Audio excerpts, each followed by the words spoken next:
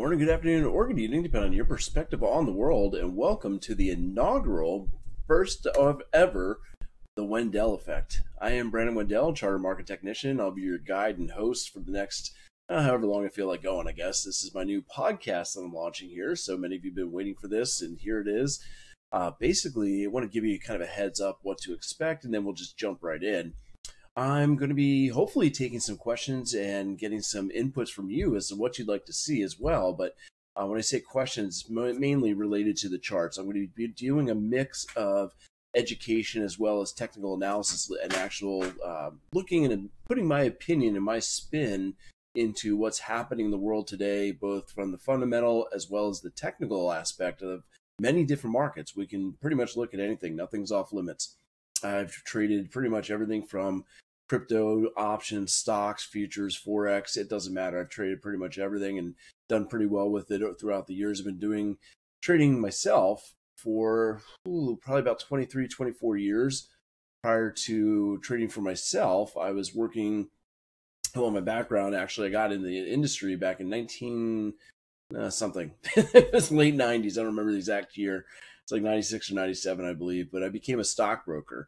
And honestly, I kind of hated being a broker. I didn't care much for the sales job aspect of it. I wanted to be kind of in the meat and in knowing what was going on in the markets. And as a broker, you didn't really have that access. So I moved into back office operations. And what I did there was what they call agency desk operation, where I would handle all the order flow that was coming in from the brokers. They would put them on just little small pieces of paper called a chit. And I'd like to joke. I say, every morning I come in my office, there's this huge pile of chit on my desk. Sure, you guys have had chitty jobs like that before too. Anyway, what would happen is it was a blue chit for a buy order, a pink chit for a sell order. And what would happen is I would take those orders and get them filled. I still remember that it was a big CRT monitor with just green on it. You had remember those old monitors? I'm dating myself here. But it was just the green text on it, and I would have to look through all the different prices and see what orders I can get filled, what levels, dealing with the market makers. Anyway, I was given a chance then to move to a hedge fund and start working for a hedge fund, and I had some pretty good opportunities there. It was pretty neat. They basically let me do full discretion with their money, and I ended up going through some education first in order to learn how to trade for them. So ended up trading pretty well. Turns out I wasn't a genius. It was just the biggest bull market of the 20th century until the next one. So it was the late 90s. If you've ever looked at a chart in the late 90s, you kind of know what I'm talking about. Everything was going straight up. You could have bought almost anything. So my real test came when I was trading for myself in the 2000s when the tech bubble burst. So everything that went up came right back down, and I was not only able to survive, but I was able to thrive.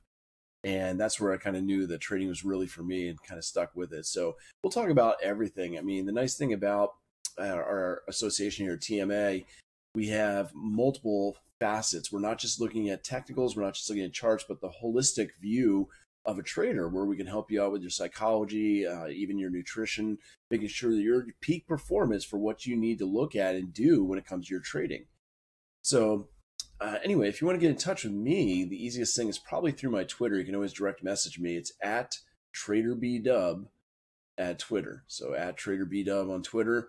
And I'll set up hopefully an email address for you very, very soon to be able to communicate and correspond with me to get some requests out there, because I'd love to be able to answer questions about securities for you as well and see what we can do. I want to make this program as best as it can be for you, the viewer, obviously. So what I'll do is I'll start off just analyzing some charts right now. As a matter of fact, I'm going to go ahead and start off by shrinking me down here and getting out of the way so you can see the chart. How's that? And what we'll do is we'll take a look right now. I've got, there's been some news recently about the death cross. So I figured, we'll start off figuring out what the heck is this whole death cross thing about. Is it even really worth it to worry about? Well, the death cross really involves two things. And the first is the 50 period simple moving average. And technically, it's actually the 50-day, because you usually do this on a daily chart. So I've got that in blue. So I might as well get the colors true. Come on. There we go. And it's kind of that lighter blue right there. And what happens is you've got that 50-day, and you've also got the 200-day.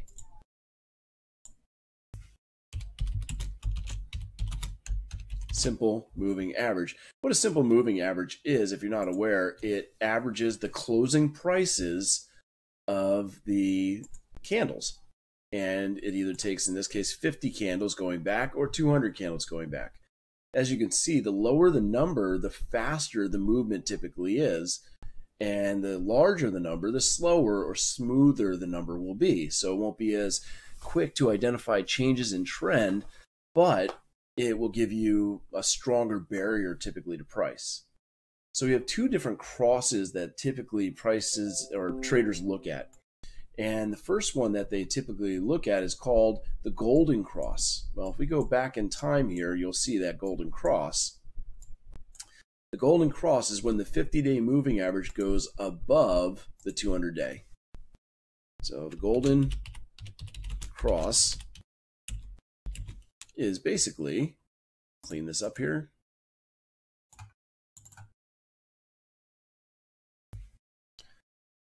$50-day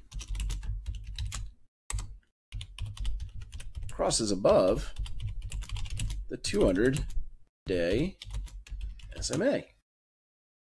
So that occurred on the chart, obviously, and it gave us what we call the golden cross. Now, a lot of people see that and say, well, oh, that's awesome. What does it mean? Right? Well, what it means to many people is it's time to buy. As you can see on the chart, though, that may not be the truth. It may not be the case. A lot of people say as soon as prices go above that 200-day moving average, you start seeing institutions piling into the markets. That also is not necessarily true. Okay, the institutions are getting in a lot sooner than that. You can see that the bottom was put in well before that in March of 2020. And we'll talk a little bit more about supply and demand, things that I use to look at markets rather than support and resistance. I'll actually go into that a little bit.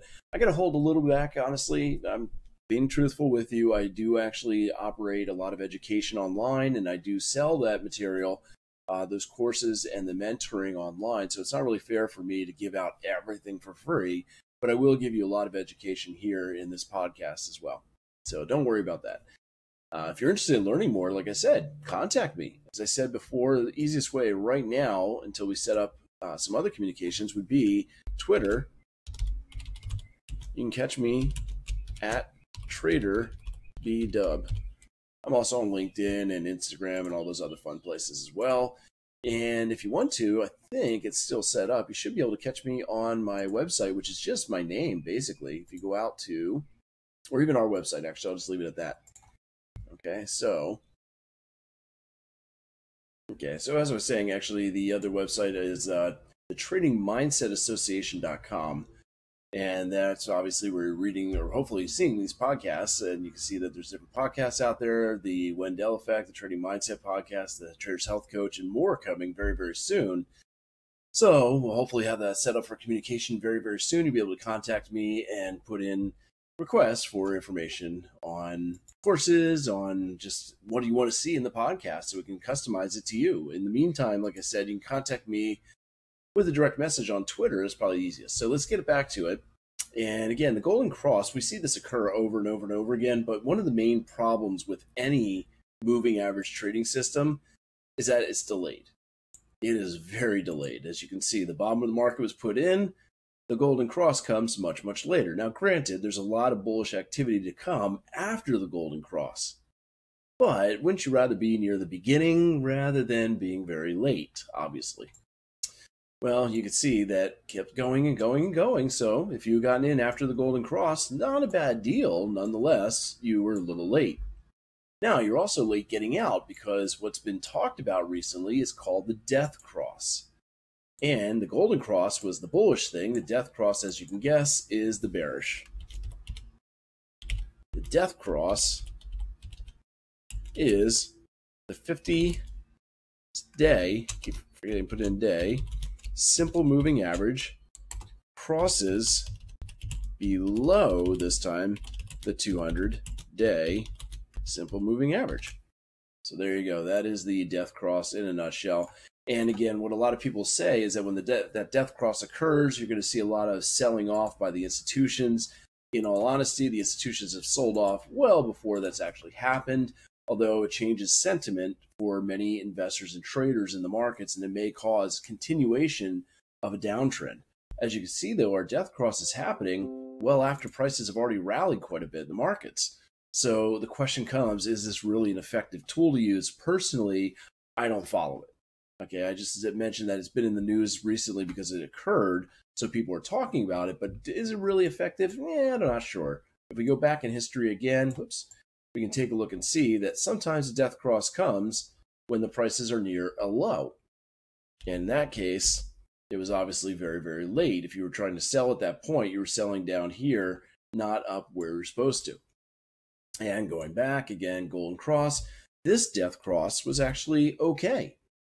It came in before a last ditch effort by the bears to drive prices much, much lower. 300 points lower, the case was back in 2018. So they could somewhat give you some benefit for an overall identification of bullish or bearish markets. And as you can see, sometimes these moving averages can act as a little bit of support or resistance as well. There's a golden cross, there's a death cross. Golden cross came late. Death cross came before the bottom, so there was still room to go. So again, is it great? Is it not? It just is. And it's something that you could use if you choose to. I personally do not. Okay, what I choose to use is a combination of trend mixed with multiple time frame analysis and looking for where the institutions place their orders. You'll notice that I use some different terms when I'm looking at charts. Okay, instead of using support and resistance, I'm going to clean up my chart here. But instead of using the term support and resistance, I like to use supply and demand. I feel that is a much more effective way of looking at the market to identify where we should actually be buying and selling. And it's really based on where the institutions are buying and selling. So when we look at a chart, it doesn't matter what chart, first let me take a step back. You got to understand the way institutions make and trade their positions. And we can take any security. I'll just take Apple as an example. So if we go into Apple and I'm an institution where I have to buy many, many shares, and we're not talking about tens or hundreds of shares, we're talking about millions of shares at times, or even hundreds of thousands of shares. Now, in order to be able to do that, you're never going to be able to buy everything you want all at once. You can never even sell everything you want all at once. So what happens is institutions will identify an area where they're willing to buy or sell. In this case, there was an area back here. So basically, when you're trying to get this order filled with millions of shares, what you do is you identify a range where you're willing to buy or willing to sell, and you only buy or sell when your prices are in that range. Once they leave that range, you cease buying or selling until prices return back to that area. This, again, is called working the order. So what happens, though, say, for instance, I identified as a trader that, close that out, this was the area that I was willing to buy or sell. Okay, between 147.45, 151, so an average price around 150 is what I'm looking for. What I'll do is I'll try to buy as much as I can while prices are in that area, but once they leave, my computer stops buying. You basically program a computer to do this. What the computer is waiting for is for prices to return back to that area. It could be days, weeks, months, sometimes intraday, it could be just minutes. So whatever orders didn't get filled at this point are likely to get filled when prices return to that area. There it is, returning. Now the remainder of my orders start to get filled and push prices much higher. Now on the opposite side, you got to wonder, why did prices rally out of that area so quickly? Well, again, remember, I wasn't trying to buy just a small number of shares. I was looking to buy a huge number of shares. And in order to buy, you need sellers. Well, if there's an area where you found there are no sellers available, the only way to attract sellers is to start raising your price. And if other people keep doing that, that's the effect. What you see is prices rallying very sharply because there are no sellers anywhere nearby that range, and the huge sheer number of buy orders that keep trying to front run each other and pushing higher drive prices much, much higher. So when you have that vacuum where there are no sellers left in that area and a big buy order left over, when we get back to that area, think about it. Anybody who's sold in this area they're not very happy when prices go up to 180. They realize, why did I sell at 150 when I could have sold at 180? So if prices return to 150, they're going to remember that pain that they felt. We remember painful things in our lives, and we try to re-experience pleasurable things. So if you had bought at 150 and made a nice profit, you're more than likely willing to buy there again, hence adding to the buy orders. If you experience pain at 150 because you sold there, you're likely to remember that and not sell when prices return to that 150. So that same vacuum where there are no sellers in this area is likely to repeat itself when we get back there again. The sellers are dissipating or disappearing. Meanwhile, the buyers have to aggressively raise their price, and hopefully you're on board at that point. The same thing will happen at what we call supply. This, by the way, is the phenomenon known as demand.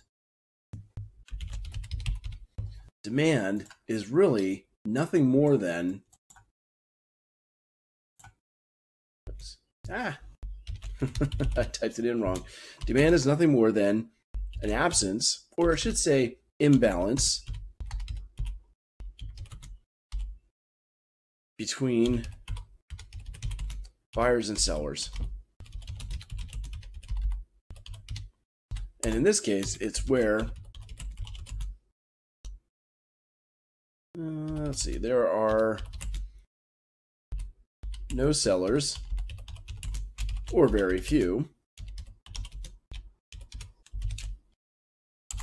versus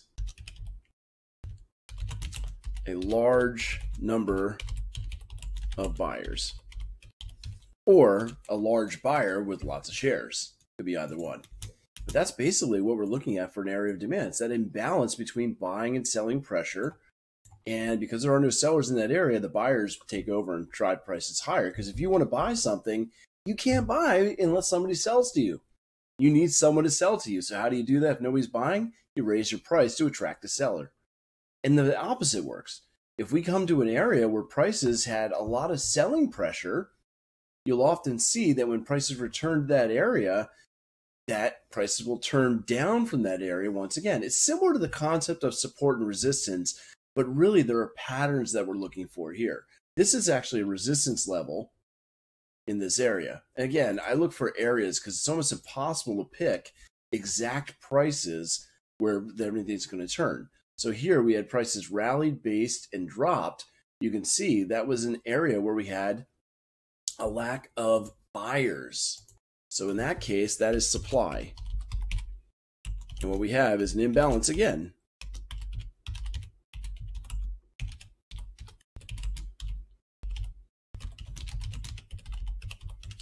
But in this case, there are a lack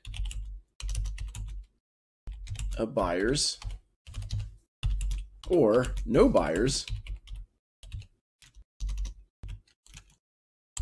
and a large number of sellers.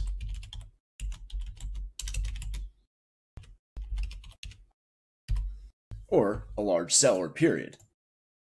So that's what we're seeing here, where you see large amount of selling pressure, nobody willing to buy, prices drop very quickly. When it returns to that area, whoever couldn't sell before tries to do it again. And because we didn't have a lot of buyers there before, think about it. If you bought at 174, 175, and you lost money, you're probably not going to want to do it again, right? Sorry, my dog is jumping up on me here. It's one of the fun things. You never know what's going to happen in this webcast or podcast, whatever you want to call it. I was trying to sneak in some lunch, and I might as well put you on camera. This is Pascal, my Frenchie. Get to meet the whole team here. Huh? Right, buddy? Good boy? Yeah, you love me. So this is Pascal. He's a Frenchie, but only has one ear up. Look over here. Look at the camera. Here you go. And not to be outdone, here, Lulu. This is Lucy. She is also a Frenchie. And she's not wondering what the heck she's doing up here right now, aren't you? It's okay, baby. You good? Okay. She doesn't give as many kisses. Anyway, one of these days I'll learn to close the door so they don't get in, but I love them, so I can't do it. Anyway, getting back to the lesson here, as I was saying, hey, I'm human. What can I say? I like to have fun. So what we're seeing here is imbalances. So we had the lack of buyers and we had too many sellers, we drove prices down, the leftovers get filled here. And actually, this is doing it again. As you can see, we are currently back up to that area, still not seeing enough buyers to propel prices higher. We're losing momentum and turning down. So we'll talk a little bit more about this and how it works. Support and resistance is slightly different than supply and demand.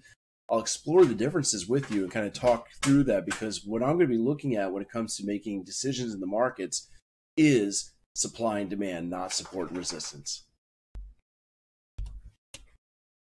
Okay, so let's continue and look at a different example. Let's actually go into, I don't know, copper futures.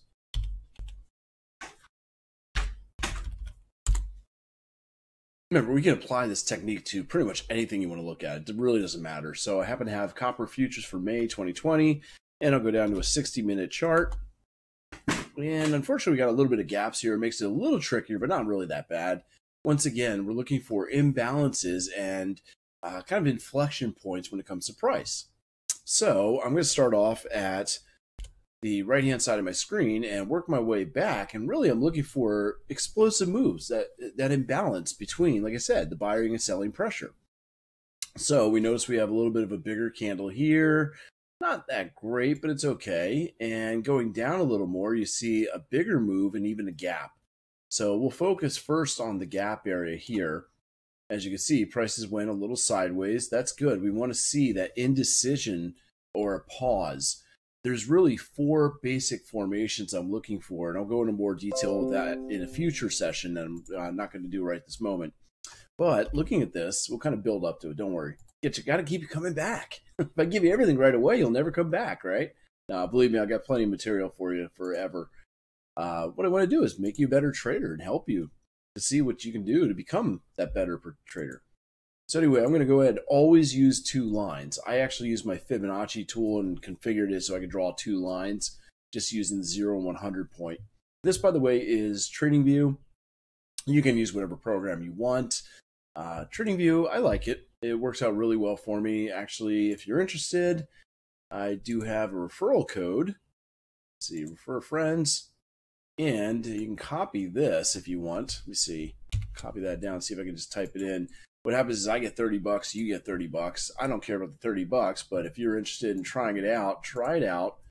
And if you end up really liking it and you want to get the paid version of it versus the free version, you can go ahead and use that link right there and get 1 month for free. Why not, right? And of course, I appreciate it. I get 1 month free too. But again, I pay for it if I have to because it's a trading platform that I love. I use it. There's plenty out there. If you got everything you need from the platform you're getting from your broker, just use that. Don't spend the extra money.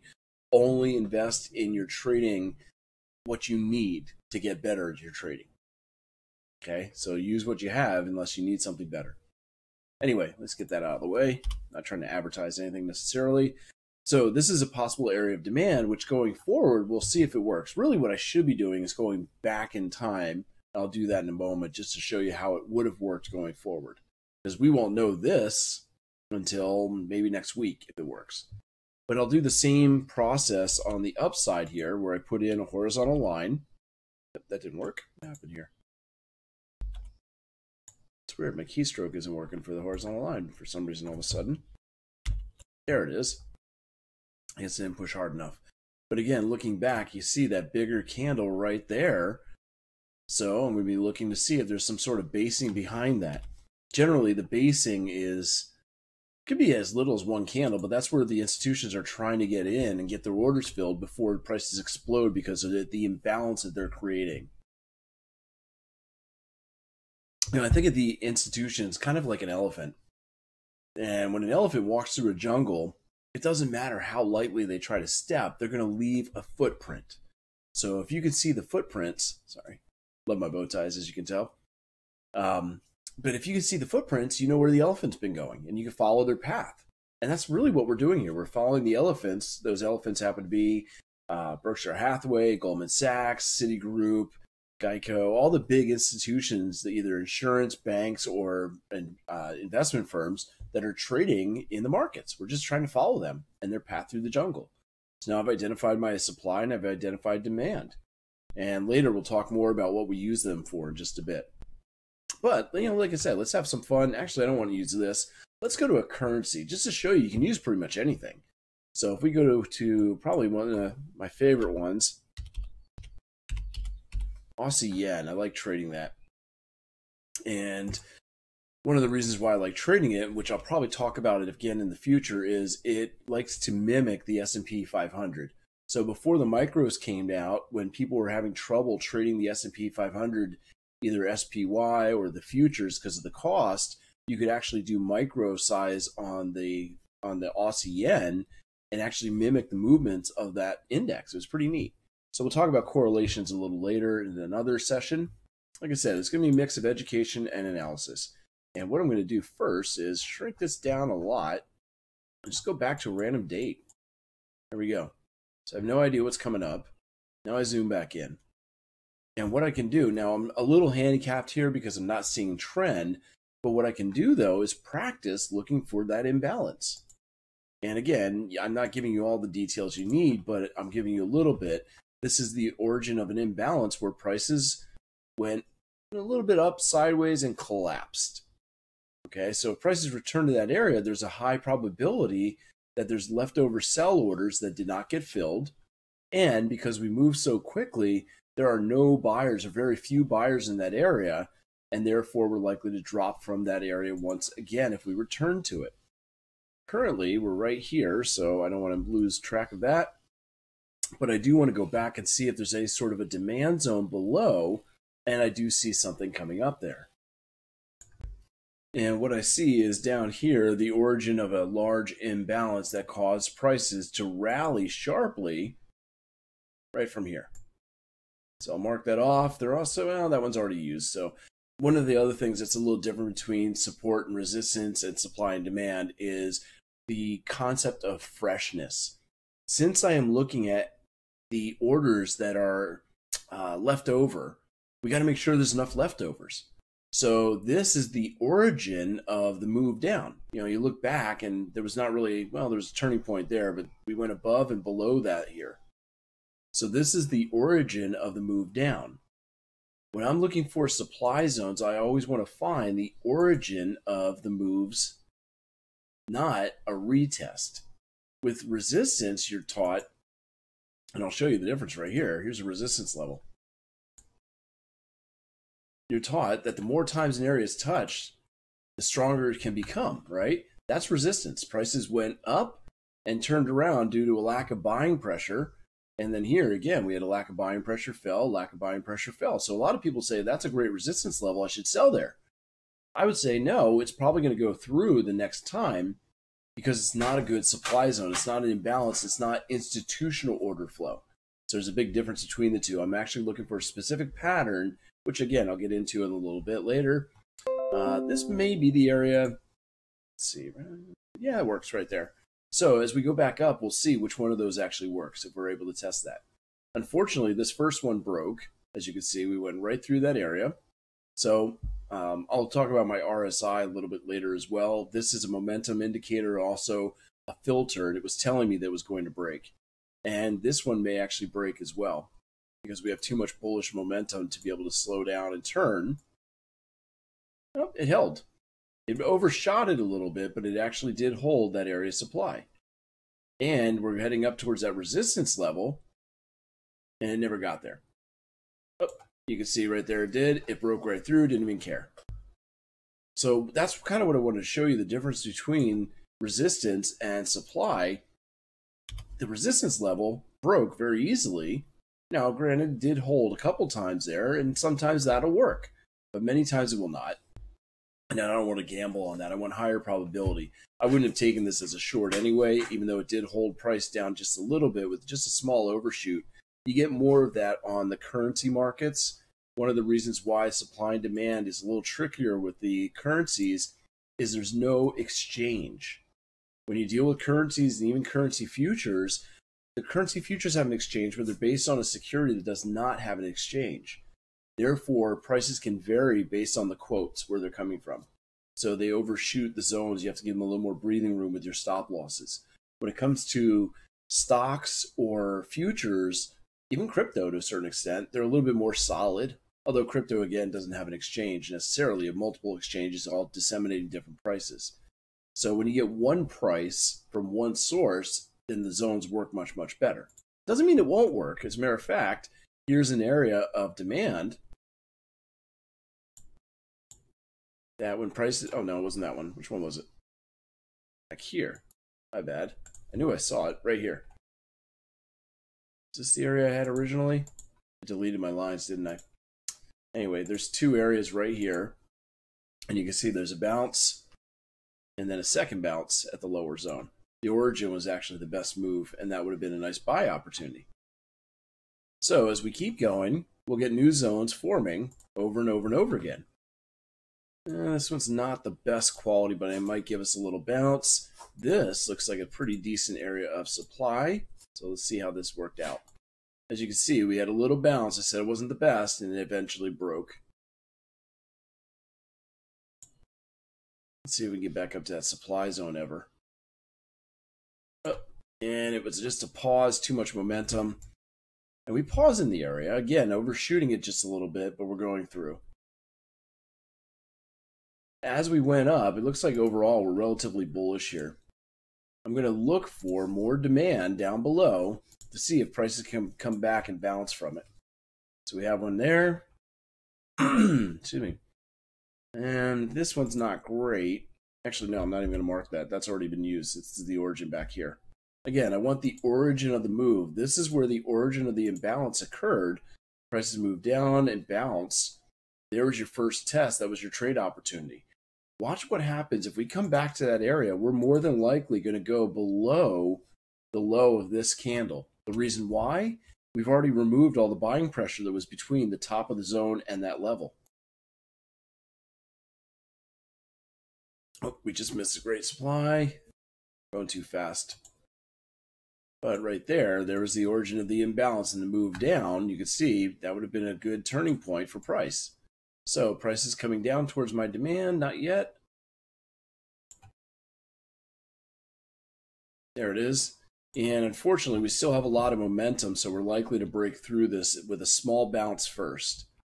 Again, I'm a little handicapped because I'm not seeing what's called trend and looking at multiple time frames as I normally do. But, oh, I was surprised. It held pretty well, didn't it? So why did that hold? Well, again, looking back here, you can see there was a small pause in price. Notice I didn't pick the bottom. I picked this area. Again, I'm looking for certain key things for the patterns.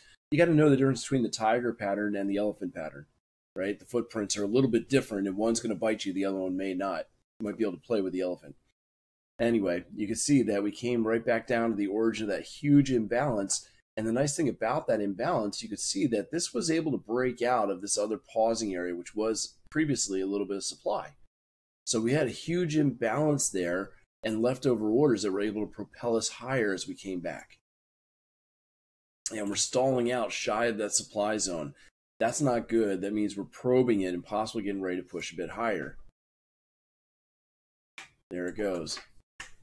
So unfortunately, I'm not sure if we're ever going to get back to that area of demand. I'm really curious to see if it does.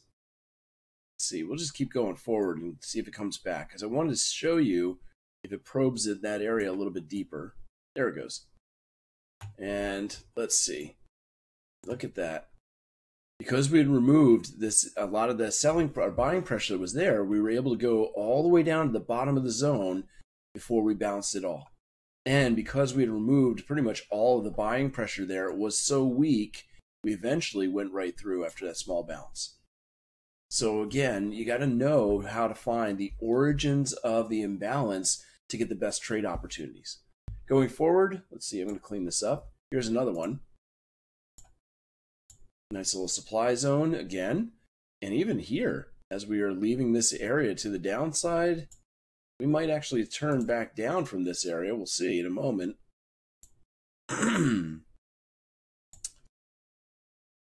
Yep. Notice we couldn't even get all the way into the zone. I probably should have used the whole candles there because they're very small. And you could see that was an origin of imbalance. Some of them are very slight and kind of hard to find. But if you know what to look for with the patterns, it become easier. And you can see prices dropped. I'd really like to see if this top one gets tested. So I'm going to remove this, our tested one. Or once again, you know what? In case it comes back, Let's see how deep it goes on the retest. Remember, it's weaker, so it may go right through. There it is, going deeper and deeper, trying to break through. It doesn't have enough momentum to yet. And it'll go through this time. There it is. Notice at the origin of the move, a decent move down, but it wasn't very powerful. The very first retest, the very first time back to the origin of the move, gave us the best movement down. Afterwards, it was much more muted on the move down in comparison. It still gave you a little bit of an opportunity, but not nearly as much as it did before. And then, of course, once all the orders are gone, we just go through the area. So you want to catch them when they're fresh. Here we are up at that upper area. Said I wanted to see what was happening there. We may get through this area now because the trend has changed. If we were to look at a bigger time frame, you'd actually see higher lows and higher highs. So you would not want to sell here. This would be an area for booking profits at this point.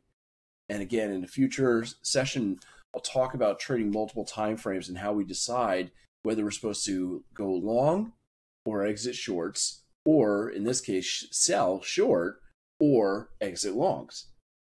And there are things that tell you which one's supposed to be done. So we're going to continue going through that area.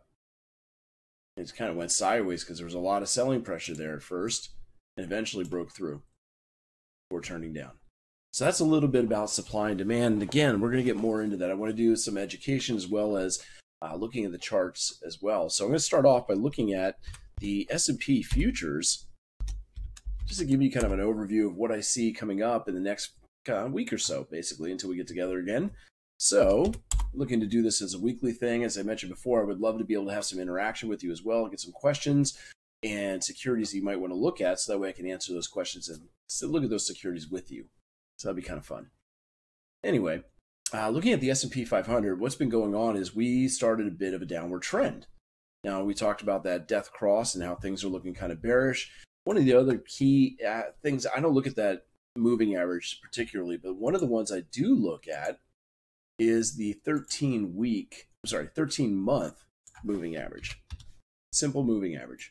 So we go to the monthly chart, and the 13-month moving average is kind of a critical thing. And actually, this month we're getting back up. Notice we're not closing below it. That's basically a little over 1 year average, right? 13-month. What you'll see when it comes to the S&P 500, and you can go back as far as you want on this. I guess I can only go back to the beginning of these in 1998. But every time you close below the 13-month simple moving average, you get lower prices before you go up. That's it. Simple. Notice, not closing below, is it? There it closed below new lows in 2001. And notice how it used it, as kind of a resistance level as we continue to push down. Once you close above, we go back up and we get higher prices. Notice we're not closing below. Not closing below. Close below 2007. Guess what? There's the 2008 crash. Once we close above back in 2009, we stay above for a little bit. Close below, there's your new low. It doesn't have to be a drastic new low, but it's a nice pullback that typically happens. And there we go up again. Close below, there's your new low 2 months later. And we go back up again. So, close below, 2015. There's your move below. It took a little while. It almost faked you out because it went back above, but then came right back down. It always makes that new low. And close below, new low made 2 months later, 2018. Close below, new low 1 month later. Close below, 2020. We pushed down, made new low. And there we are right now. So we were trading well below for the last month, February, and this month, and have now pushed way, way up. So unless we sell off dramatically this week, which could happen, but I don't really see it, we're not going to close below, at least this month. April might be another story. Really, what we're seeing with these three candles is buying pressure, bullish pressure. And it's not surprising because right here is an area of demand. So when you come back to an area of demand, this was a basing before a rally. There's an leftover buy orders there that are causing prices to go back up. So we can drop this down to a weekly chart just to get an idea of what's going on there. And I'm going to remove the moving average because it only works on a bigger time frame. And here's where we're really seeing a little bit of weakness. Okay, so we did bounce off that monthly demand, but we're having struggles. And the struggle that we're seeing right now is here's the origin of great selling pressure. Notice we poked it once, so we might be able to go in again, but then again, we might not.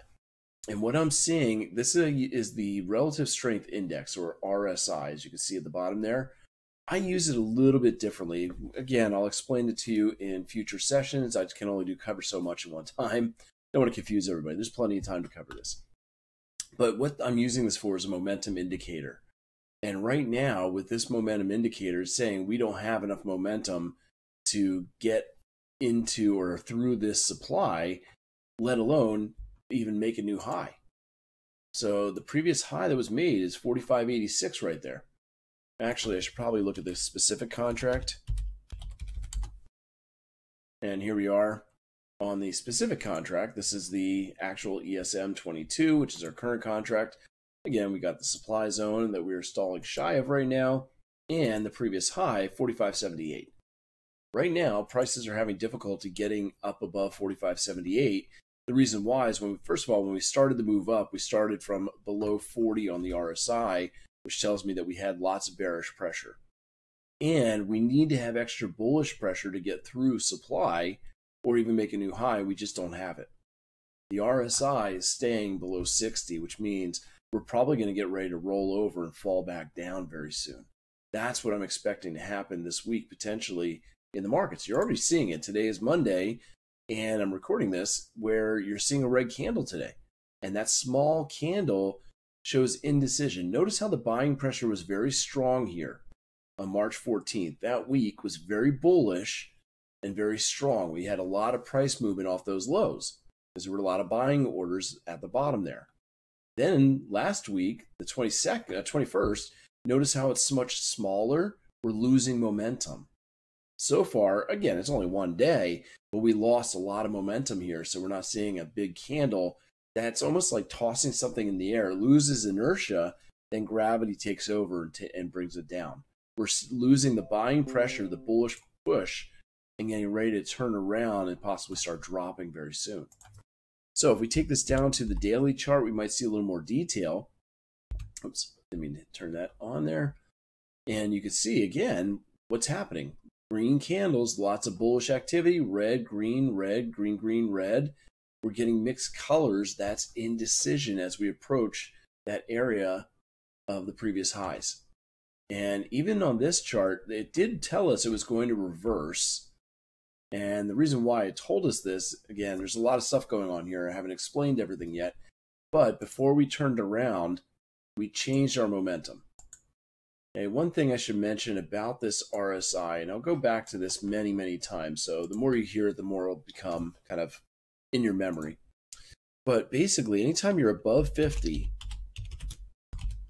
the RSI measures bullish momentum. You know, basically the RSI goes between 0 and 100. And 50 is the midpoint right here. Let me put in a line right about there. So that 50, let's see, I can get it exact.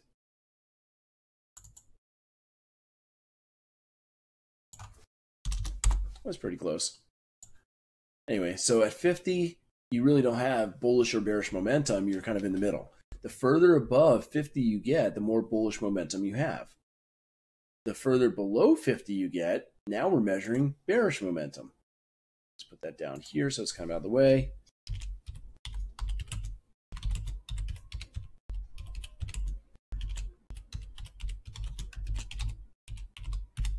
Okay, so we're measuring the bearish momentum below 50. The closer you get to 0, the further away from 50, the more bearish momentum you have. Well, notice what happened as we were getting ready right before we turned around. The first low we made here had pretty good momentum.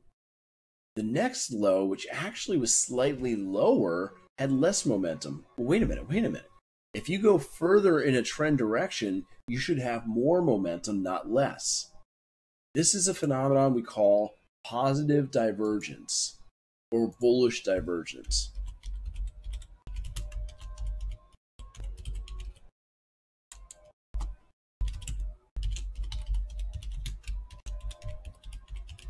And you can use this on any indicator, honestly. It doesn't just happen on the RSI. It happens on MACD, ADX, stochastics, anything you want. It's when prices make the same or lower lows, really lower lows, and the indicator makes the same or higher lows. The reason why is on the first dip, we had strong bearish momentum. On the second dip, we had less bearish momentum. Okay, so again, if you're seeing the prices making new lows, you should be seeing it with more momentum, not less. If you get it with less momentum, that's a positive divergence. You're likely to see prices move to the upside. Same thing can be said if you hit a high and you don't have enough bullish momentum. I don't really have an example of it right here on the screen. Let me see if I can find one. Yep, there it is. I was going to say it shouldn't be too hard. And right here we have either bearish or negative divergence where prices are moving higher, but the momentum is moving lower. So that is called negative or bearish divergence. Okay, so that negative or bearish divergence, again, is where prices are making new highs, but doing it with less momentum. In order to maintain those highs, you should be doing it with more momentum, not less. If it's less, prices usually reverse. There we go. So the move up happened on a positive or bullish divergence. We gained more momentum. And as you can see, we went bullish with the momentum and actually made it very bullish. So we're still moving up. This is not suggesting we're going to reverse trend. What it's suggesting is just a pause. And the reason why is we made a new high in price and we made a new high in momentum. That's confirmation. So we're not ready to drop yet, but we're also not really ready to go higher. So we've got kind of a mix of what's going on in these futures, and that's going to cause a lot of turmoil today in the markets. It already has. The markets have been very choppy, and we're probably going to see sideways motion or movement for a little bit of time here, maybe this whole week until we start seeing the momentum dying. If it does die off, then we could drop. So as of right now, what I'm seeing is weakening bullish momentum, but the very high probability that prices will end up turning to the downside and retracing our most recent impulse up. As you can see, we have a rally up. We could retrace 23.6, 38.2. These are called Fibonacci's. Again, some advanced tool that I'll talk about again in a future session, give you more information about how that works. But overall, I'm seeing weakness starting to come into the markets, or at least the S&P. And if we take this down to a 4-hour time frame, again, just kind of microscope look in at different price levels, we can see that if we do pull back from this height, and look at that, man, mixed candles, red and green, that's indecision. And even the candle shape itself, there's really nothing going on today so far. You got to think about it this way. When you look at the candles, okay, there's actually 4 key things, kind of setting up lessons to go forward in the next sessions here. You got 4 key things to learn about reading price. And if you can learn these 4 things, and I'll help you with it, you really know how to understand price. Okay? And again, I hate teasing, but I've got to get more stuff for the future here for you to keep you occupied. But no, it's just I can't teach you everything all at once. You will never remember it, even if you rewatch it over and over again for a little while. So with reading price, we have color, shape, size, and location. Well, location we kind of covered, that's supply and demand. With the others, we'll definitely cover those as well. The first one I'm looking at right now is that shape. Okay, the most important price out of all 4, we have open, high, low, and close. That closing price is always the most important. We want to know who won. Did the buyers win, the bulls, or did the sellers win, the bears? Well, you're looking at a candle right now that's closing in the middle between the high and low. So when we look at shape, we're really trying to look at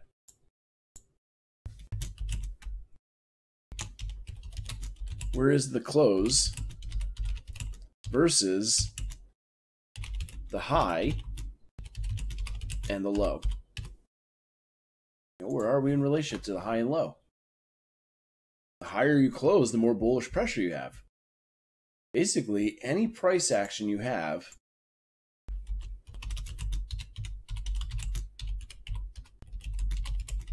from the low to the close is buying pressure.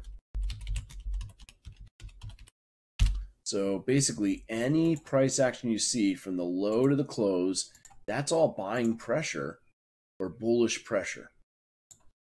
Right there, you see there's the low, there's the close. That's a lot of buying pressure, right? Here, there's the low. Green candles close at the top. That's the close. There's very little buying pressure there. So with the price action, you can see this last candle, we have a wick down below. That's our low. There's the close so far for the day, and it's equal to the high. Take a look at this. If you take a look at that price action between the low and the close, actually let me add it into separate, it's a different color. Price action from the high to the close is selling pressure. Oh.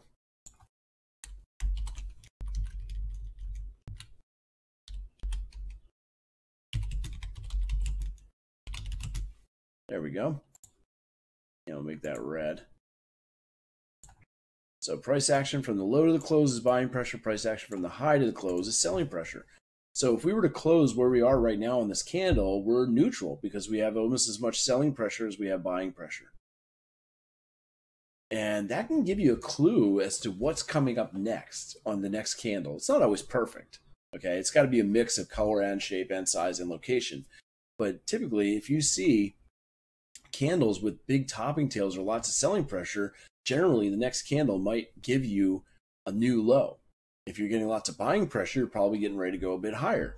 But when you close in the middle like this, that's indecision. If we were moving in an upward trend and you get an indecision like that, that's normally telling you prices are getting ready to fall down because now your inertia and gravity are equal and getting ready to turn. So that's what we're seeing going on right now. So this is telling us that, today we're up and we're probably not going to stay there. You can see that was from Friday. So that's all today's candle so far. Indecision. And it was brutal trying to do any day trades today. We were back and forth all over the place with nothing really prevailing as a great trade opportunity. So understanding how to read price is crucial. Anyway, notice something else I just taught you. Prices are trying to move up, but the momentum is not there. Remember what we called that just a few moments ago? Hopefully you do. Negative divergence, or I say it was? Oh, the old one, bearish divergence. That's what it was, negative or bearish. I usually call it negative divergence. So that's usually what happens before prices fall back down. Doesn't necessarily mean prices are going to reverse and trends going to reverse, but it could. At the very least, it means that prices are seeing weakness and we're not able to sustain these highs. There's a high probability that we will pull back at some point. So keep that in mind as you're looking at the chart for this week and wondering what's going on. Now, if we do fall down, trying to figure out where we go, I don't see any demand, but we could pause at some of these Fibonacci retracement zones, but there's really no demand here at all on the screen to let us know where this is going to bounce. So continuing on, I can drop down to a 1 hour chart and just see if there's anything else going on here. We do see a small area of demand right here. So if we do pull back, that's a possibility. We have an area where prices based and rallied pretty sharply there. Not the biggest of candles to the upside, but it does work. Unfortunately, this area was no longer valid. We used it right here for the most part. So if we keep going down, I have another one lining up with the Fibonacci level right here. No, I don't. I take that back. That doesn't work. Again, there's certain key things I'm looking for. This one does. So we can make a 50% retracement to 43.59. So if we don't hold 44.91 this week, even in the next couple days, this will probably happen by Tuesday. If we break that zone, then expect to move downward to 43.59. So I'm going to go ahead and wrap it up here. I think we covered quite a bit of material. And again, just gave you kind of a taste of what this is going to be all about. We're going to do more analysis next week and a lot more of education as well. So kind of a mix of it all. Like I said, if you want to get a hold of me, contact me at Twitter. I would love to make this interactive and maybe do some more things with you to keep it lively and keep it educational and keep it fun. So until next time, trade safe, trade well, everyone. Take care.